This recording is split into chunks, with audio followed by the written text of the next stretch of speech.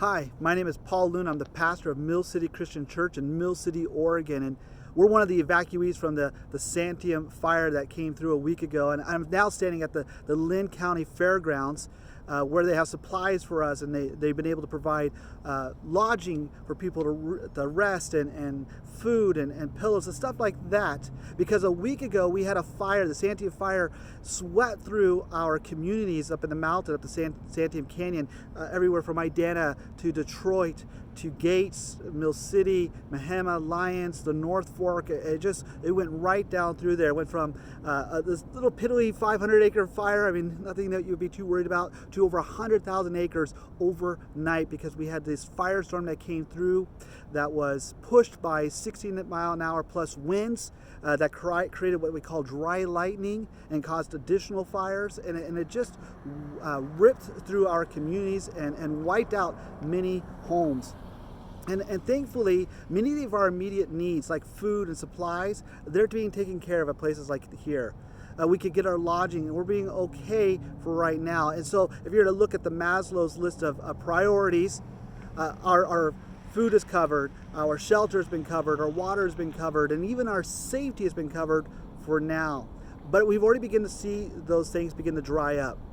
And there's, the world is moving on, even though it's still affecting us, and people are still evacuated, and I understand they're having a harder time to find shelter, but yet they can't go home because, for one, it's still an evacuation zone. It's still actually considered a crime zone until everyone is found, and two, because some of them have just completely lost their homes altogether.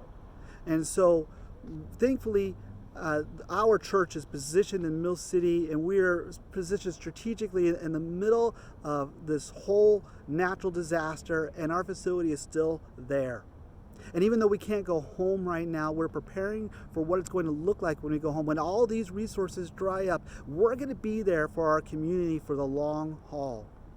And when everybody else moves on, we're going to still be there to try to help people out, help them with everything that they need. I'm talking about making sure that they have counseling, because we're going to have crisis, grief, and trauma counseling that's going to be needed for them.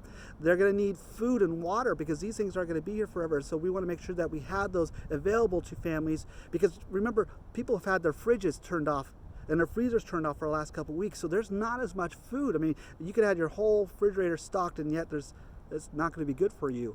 And bread products and stuff like that have been exposed to the smoke the last couple of weeks. So we want to have some of those supplies for people when they come back. They're going to need to clean up. We're going to need cleaning supplies to get things going. People who lost their homes, they're going to need to learn how to navigate things like FEMA. And so we want to help direct them and lead them through FEMA and all the obstacles, and let them know what's to expect and what's to come. So there's a lot that's still going to be needed in the weeks that are happening. So if you would like to partner up with us, sorry, that's my notes. If you would like to partner up with us, if you would like to help us, then I encourage you to connect with our church. You go to millcitycc.com, stands for Mill City Christian Church, millcitycc.com/disaster. And then there you can have an opportunity where you can just let us know how you could help. You could contact us. We'd be glad to hear from you. Again, right now, for the first week and second week, we're probably okay. But in 2 weeks after the event, so like next week, for the next month, we're going to need a lot more help. Did you know if you're going to rebuild your house that you have to have the property cleaned up, and we're going to need things like that. Some people who didn't even lose their homes, but they're just going to need simple supplies like rakes and shovels and wheelbarrows, because their tool barns stuff got all burned up, and so they don't have things to clean up their property. We'd be glad to connect with you. If you'd like to email me, go ahead at paul@millcitycc.com. Again, paul@millcitycc.com.